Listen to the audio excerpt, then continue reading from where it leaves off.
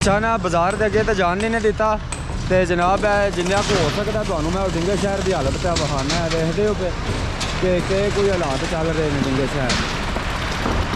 Hashmi photo studio वालों की दुकान है जी मशहूरो मरूफ दुकान आई तो काफ़ी अरसा दराज तो देख लो मुकम्मल मिलिया मेट हो गया।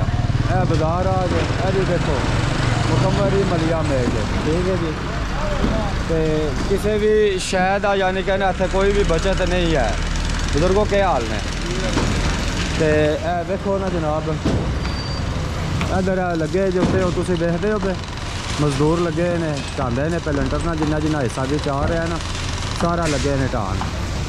तो इधर भी लगे ने मजदूर देखो वो सामने उत्ते। ठीक है जी।